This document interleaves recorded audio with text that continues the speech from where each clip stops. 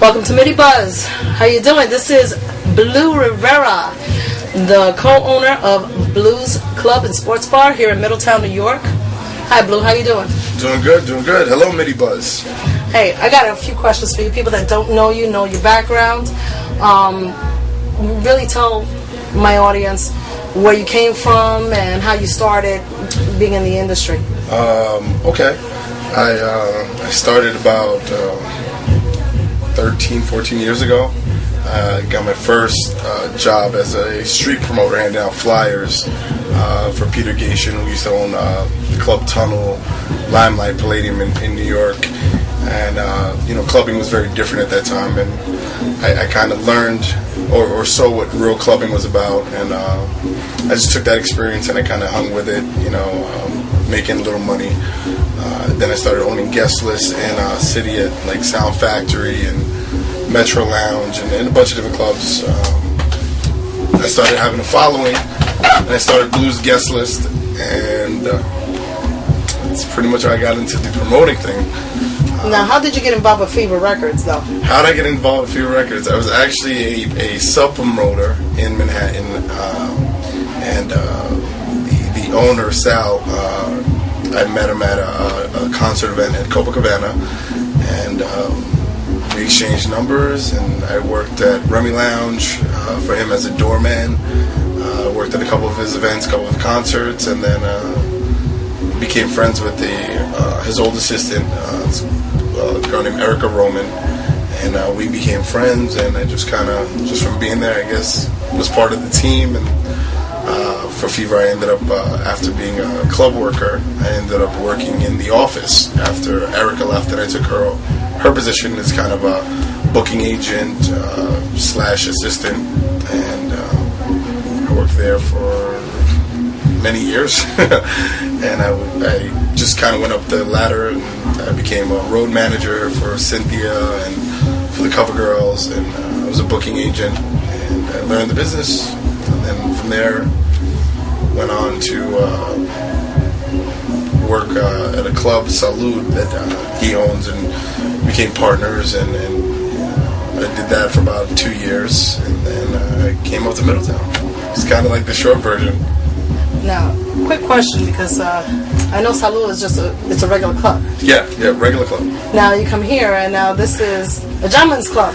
Well, now tell me a little bit about that transition, because right now I know that's a big difference between running regular club and now running gentleman's club. It was a challenge, and in my club nightlife concert career in total, I've always liked the challenge. Even if it was from being a flyer guy to being a promoter, to becoming a head promoter, to becoming a bar manager when I was in college, or I always loved the challenge, and I respected the business. I came in at a time where it was a prestigious job. It wasn't.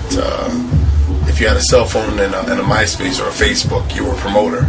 You had to, go out there and hand stamp your names and make phone calls, and so it was a challenge for me. And at the point in time where I was at, there was really nowhere else for me to go. I was running a place, the place was doing well, and I needed a challenge, and I came up here originally as a consultant to change the atmosphere of the club and the style and the theme of the club, and I accepted it more as a challenge. I mean, there is a lot of differences in some of the issues I deal with, but for the most part, it's pretty much the same grind, and it's just kind of a learning experience for me, just kind of something to put in my cap. Well, you also own Blue Entertainment. Yeah, Blue Entertainment. Blue Entertainment was the first company I started. I started it in 2001, 2002. That's when I got more interested in event planning, concert production, basically throwing parties, my own parties, and I did very well with Blue Entertainment. And, Blue Entertainment's still around. It's just kind of on hiatus because I kind of had to move on into different facets.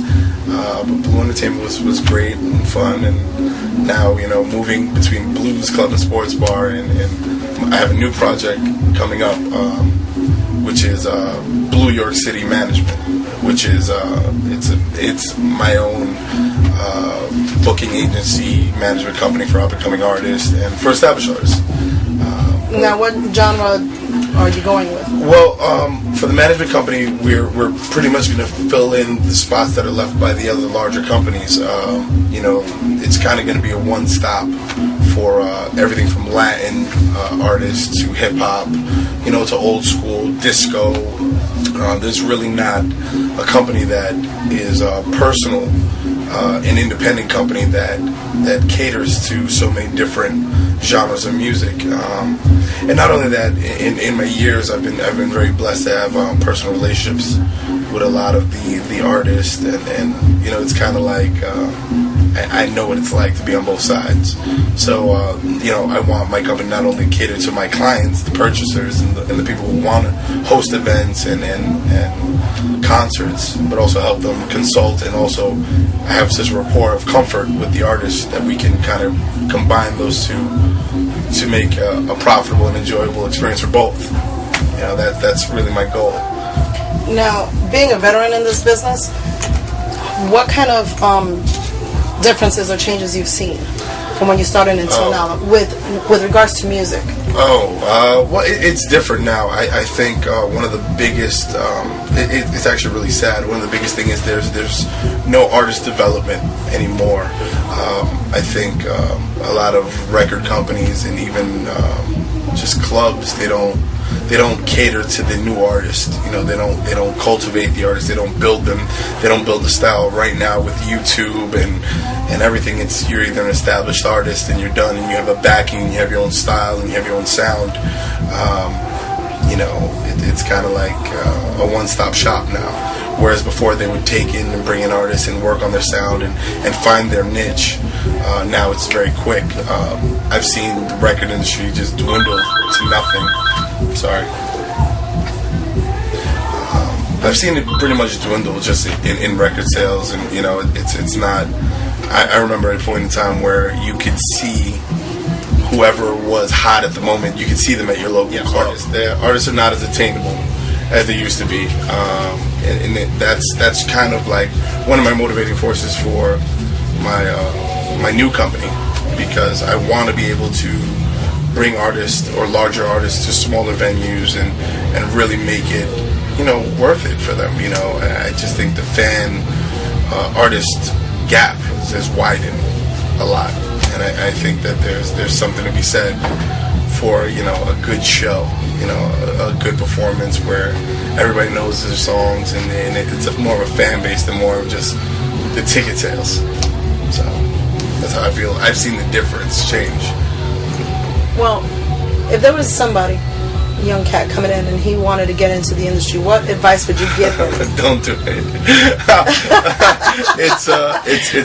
It's not for the weak of heart. I think I've seen in my 14 years, I've seen people come and go.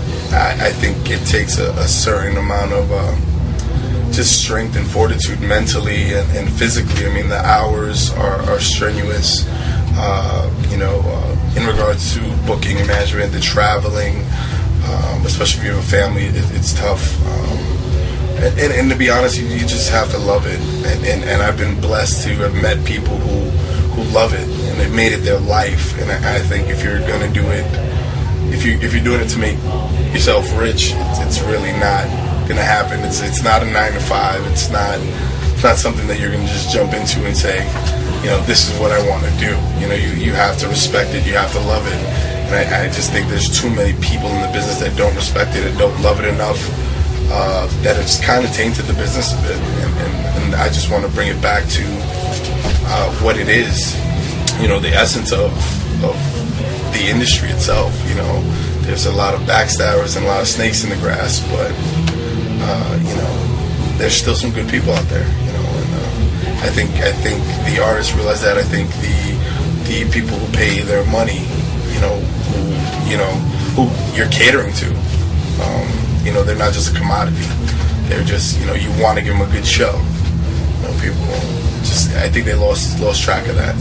And I think if you're coming in, if you respect the entertainment business, if you respect the artist, if you respect your clients, your patrons, I think you'll do well.